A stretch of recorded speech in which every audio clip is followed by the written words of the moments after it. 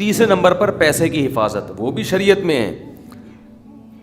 جب نہ جان جا رہی ہو نہ عزت جا رہی ہے تو پھر پیسہ بھی شریعت میں حکم ہے کہ اس کی بھی حفاظت کرو. دنیا مسافر خانہ ہے، میں بار بار بیان میں کہتا ہوں، میں کیا کہتا ہوں، قرآن کہتا ہے، لیکن اس کا مطلب یہ نہیں ہے کہ اس میں چیزیں پھینکنا شروع کر دو آپ کہ یار ویسے ہی گزر جائے گی تو کوئی بات نہیں، اڑا دو، ختم کر دو، مر جائیں گے تو ویسے ہی ختم ہو جائے گا. تو مر جائیں گے تو ختم ہوگا، لیکن اس سے پہلے ختم ہو گیا تو ٹائم سے پہلے مر جائیں گے. سمجھ رہے ہیں؟ اعتدال ہے نا اسلام میں، نہ ان چیزوں سے دل لگاؤ. سورہ بنی اسرائیل کی کیسی بہترین آیت ہے. آج میں سفر سے آیا ہوں تو میری سیٹنگ بھی تھوڑی سی آؤٹ ہے کیونکہ میں سویا نہیں ہوں پوری رات. سفر میں تھا تو ابھی بھاگتا بھاگتا بس پہنچا ہوں. میں نہا دھو کے جلدی سے آ کے ممبر پہ بیٹھ گیا ہوں. آ کے ارادہ ہی نہیں ہو رہا تھا کہ آج بیان کروں گا، لیکن پھر لوگ دور دور سے آتے ہیں تو آج سوال جواب کا سیشن کی چھٹی ہے آج، ٹھیک ہے نا. تو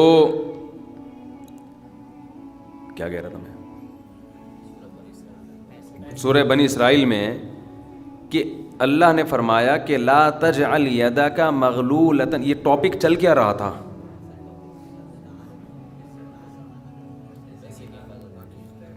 طہارت کی بات. تو وہ تو مجھے بھی پتہ چل رہی تھی، یعنی یہ لا کے کہاں سے عزت اور پیسے کی بات نہیں یار. جو رشتے میں وہ بھی ایک بات کی بات ہے. سوچیں آپ، یہ کہاں کتاب کے بارے میں نہیں، چھوڑیں پھر ابھی آ رہا ہوں میں، خود ہی یاد آ جائے گا انشاءاللہ. لوگ مجھے کہتے ہیں آپ کے حافظہ کیا ہو گیا، تو آپ لوگوں کا بھی تو وہی ہو گیا جو ہمارا ہو گیا. اس میں ہمارا کون سا، اس میں سب ایک جیسے ہیں. آپ بھی تو سن رہے ہیں نا، ہیں سب بادام کھاؤ بیٹھ کے. تو قرآن کے الفاظ دیکھیں، لا تجعل یدک مغلولۃ الی عنقک. نہ تو اتنے کنجوس بن جاؤ کہ اپنے ہاتھوں کو گردن سے باندھ لو، ولا تبسطها کل البسط. اور نہ اپنے دونوں ہاتھوں کو ایسے پھیلا کے اڑانا شروع کر دو. وابتغ بین ذلک سبیلا. ان دونوں کے درمیان اعتدال والا راستہ اختیار کرو. اچھا، ہر آدمی کہتا ہے میں اعتدال سے چل رہا ہوں، کہ نہ میں اتنا ایسے اڑا رہا ہوں اور نہ میں کنجوس ہوں، کیونکہ میں نے اس دن میری گاڑی کا شیشہ ایک بندے نے صاف کیا تھا، میں نے اس کو 10 روپے دیے تھے، میں تو بالکل بھی کنجوس نہیں ہوں. اس دن چمونی آپا آئی تھیں ہمارے محلے میں، میری والدہ کی بڑی اچھی دوست ہیں، تو میں نے ان کو چائے پلائی تھی. میں تو میں نے یہاں میری مسز نے کہا تھا کہ 2 سموسے لے آؤ، میں لے آیا تھا. اگر میں کنجوس ہوتا تو میں کہتا نہیں، نان نفقے کے علاوہ کچھ بھی گھر میں نہیں آئے گا. تو آپ میں اعتدال ہے یا نہیں، یہ فیصلہ خود نہ کرو میرے بھائی.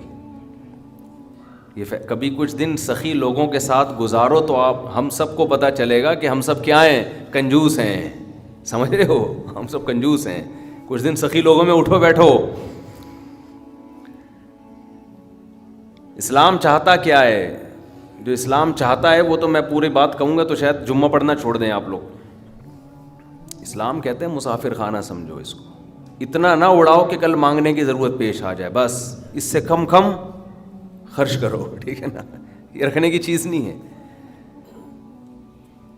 لیکن ہم یہ نہیں، ہم نے تو کتنے سالوں کا جمع کر کے رکھا ہوا ہے، جمع ہوتا جا رہا ہے، ہوتا جا رہا ہے، ہوتا جا رہا ہے. پلاٹ کی شکل میں، گولڈ کی شکل میں، دکانیں، پھر پراپرٹی، ہوتے ہوتے ہوتے.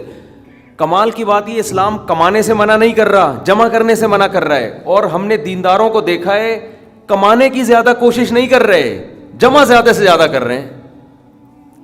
عجیب. بھائی ارننگ بڑھاؤ، اپنی ڈبل کر دو، اس میں فائدہ ہے. مسلمان پاورفل ہوگا تو اسلام ترقی کرے گا. تو کہتے ہیں نہیں یار میری آمدن مہینے کی اتنی ہے تو مجھے کیا ضرورت ہے. لیکن اس آمدن کو کیا کر رہے ہیں؟ جمع کر رہے ہیں. بھائی کمائی ڈبل کر دو تاکہ خرچ بھی کیا ہو جائے، خرچ اچھی جگہوں پہ شروع کر دو. اپنے لیے نہیں کماؤ، قوم کے لیے کمانا شروع کر دو نا. ڈبل کمانا شروع کر دو، 4 گنا کمانا شروع کر دو، لیکن اس کمائی کو پھر خیر کے کاموں میں خرچ کرو. نبی صلی اللہ علیہ وسلم نے فرمایا ایماندار تاجر وہ شخص جو اس لیے تجارت کرے کہ لوگوں کے سامنے ہاتھ نہ پھیلانا پڑے، ایمانداری کے ساتھ تجارت کرے، پیغمبروں کے ساتھ ہوگا قیامت کے دن۔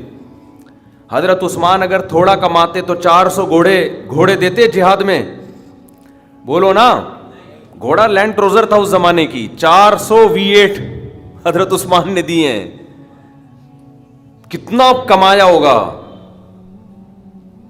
ہاں اتنا کمانا کہ آپ اپنے صحت کی کبھی خیال نہ کر سکیں، آپ بیوی بچوں کو بھی ٹائم نہ دے سکیں، وہ پھر کمانے میں بے اعتدالی ہے۔ کمانے کا ایک حد تک آپ کے ٹائم اور جسم سے تعلق ہے، اس کے بعد کھوپڑی سے تعلق ہے۔ کھوپڑی نہیں استعمال کر رہا، گدھا بنا ہوا ہے، محنت بہت کر رہا ہے۔ ہم نے ایسے کمانے والے دیکھے ہیں کہ سارا دن کمانے کی فکر میں ہوتے ہوتے بچوں کی فکر ہی نہیں ہے، بیوی کو ٹائم نہیں دے رہے، ماں باپ کو ٹائم نہیں دے رہے، اپنی صحت کو ٹائم نہیں دے رہے۔ تو زیادہ کمانے کا یہ مطلب ہرگز نہیں ہے۔ زیادہ کمانے کا مطلب یہ ہے کہ کمانے میں ٹائم تو آپ نے اتنا ہی دینا ہے جتنا آپ کی صحت اجازت دیتی ہے۔ نماز کا ٹائم نکلے، تہجد کا ٹائم نکل جائے، تسبیحات تلاوت کا ٹائم نکلے اس میں آپ کے لیے، کچھ اللہ کا ٹائم بھی نکلے، کچھ دین کی تبلیغ کا ٹائم بھی نکلے، کچھ پڑھائی کا ٹائم بھی نکلے۔ ویڈیو نہیں بنائے بھائی، یہاں لکھا ہوا ہے نا، کچھ پڑھائی کا ٹائم بھی نکلے۔ یہ تمام چیزوں کا ٹائم نکلنے کے ساتھ ساتھ پھر کمانے کو ٹائم دینا ہے۔ اس میں پھر جب اتنا ٹائم دے کے پھر پلاننگ کر کے اس کو بڑھانے کی کوشش کرنی ہے، یعنی ارننگ کو بڑھانے کی کوشش کرنا ہے۔ یہ نہیں کہ آپ نے ٹائم زیادہ دینا شروع کر دیا، اس میں ٹائم زیادہ دینے سے تو آپ کی صحت کو نقصان ہوگا نا۔ ارے 5 نمازیں تو پڑھنی پڑیں گی نا ٹائم پہ، پھر تلاوت روزانہ کرنی ہے کہ نہیں کرنی ہے، صبح و شام کی تسبیحات ہیں وہ بھی کرنی ہے، تہجد کی بھی کوشش کرنی ہے، باپ کو بھی ٹائم دینا ہے، اماں کو بھی، بیوی بچوں کو بھی، پھر باقی پھر اپنی ایکسرسائز وغیرہ صحت کو بھی، پھر باقی ٹائم کس کو دینا ہے؟ وہ پیسہ کمانے کو دینا ہے۔ پھر اس پیسہ کمانے کے کو جتنا ٹائم آپ نے دے دیا تو اس میں آپ کہہ سکتے ہیں کہ پھر ہم اس کو بڑھائیں کیسے؟ ہم تو 8 گھنٹے کمانے کو دے رہے ہیں، اب اس میں کیسے بڑھائیں ہم؟ تو بھائی کھوپڑی استعمال کر کے کیا کریں، اس کو بڑھائیں۔ کھوپڑی سے چیزیں بڑھ جاتی ہیں، کھوپڑی تو استعمال مسلمان کر ہی نہیں رہا ہے نا۔ اب یہ کہ کیسے کھوپڑی استعمال کریں، تو آپ خود استعمال کرو کہ یار میں یہ کام کر رہا ہوں تو میں اگر یوں کر لوں تو یہ ایسے بھی ہو سکتا ہے۔ یہ بیٹھیں گے تو سمجھ میں آئے گا انشاءاللہ آپ کی خود، لیکن بیٹھتے ہی نہیں ہیں، سوچتے ہی نہیں ہیں۔ جو جہاں کھڑا ہے وہیں کا وہیں رہے گا وہ۔ خیر، تو میں کیا عرض کر رہا تھا؟ وہ تو بات ختم ہو گیا، آپ لیٹ آئے نا، اصل بات کچھ اور شروع ہوئی۔ اچھا خیر، جلدی سے بات کو میں لے کے آتا ہوں۔ تو اعتدال جو ہے نا، سخاوت، سخی لوگوں میں آپ اٹھیں گے بیٹھیں گے تو پتہ چلے گا کہ اعتدال کسے کہتے ہیں۔ عربوں میں بڑی سخاوت ہے، ہم نے علماء میں بڑی سخاوت دیکھی ہے۔ تو سخاوت کا مطلب یہ ہے کہ آپ اتنا خرچ نہ کریں کہ کل آپ کو مانگنا پڑ جائے۔ اس کا علماء نے ایک معیار بیان کیا ہے، وہ خوب اچھی طرح سمجھ لیں، وہ بڑا زبردست معیار ہے کہ اپنے اور اپنے بیوی بچوں کے لیے 1 سال کا ذخیرہ کر لیں پیسوں کا، چاہے وہ گولڈ کی شکل میں ہو یا کرنسی کی شکل، بہتر ہے گولڈ کی شکل میں ہو۔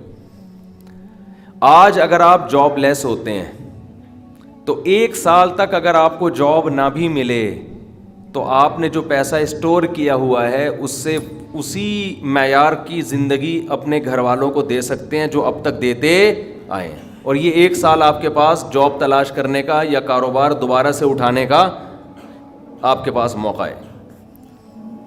1 سال سے زیادہ کی پھر کوئی انتہا نہیں ہے۔ لوگ کیا کرتے ہیں، جمع کر رہے ہیں کہ کل اگر جاب چلی گئی، کل اگر کاروبار ٹھپ ہو گیا تو بھائی کل کیا، پھر تو خبر تک کا رکھو سنبھال کے، وہ تو پھر ٹینشن سے ہی دنیا سے جاؤ گے۔ تو کچھ اللہ پہ توکل کرو نا اس معاملے میں۔ اللہ ہمارے بس میں یہ تھا، 1 سال ایک خاص مقدار ہوتی ہے، اس میں چاروں موسم آ جاتے ہیں۔ بھئی کاروبار آپ کا نہیں چلا، سردی میں نہیں چلا تو ہو سکتا ہے گرمی میں چل جائے، خزاں میں چل جائے، بہار میں چل جائے، تو کبھی نہ کبھی تو چلے گا۔ نہیں چلا تو پھر اللہ نہیں چلانا چاہتا، بس اسی میں اللہ کرے بیٹھ کے۔ جو آدمی اللہ پہ اعتماد توکل نہیں کرتا وہ تو کبھی زندگی میں سکون میں آ ہی نہیں سکتا ہے۔ تو 1 سال کا اسٹور کر لیں آپ۔ اور بہت اللہ نے پیسہ دیا ہے تو بچوں کے لیے ایک پراپرٹی لے کے ڈال دی، پلاٹ 2-4 لے کے ڈال دی، مرنے کے بعد بچے بالکل روڈ پہ نہ آ جائیں، بس باقی کیا کرو، کھاؤ کھلاؤ ٹھیک ہے نا۔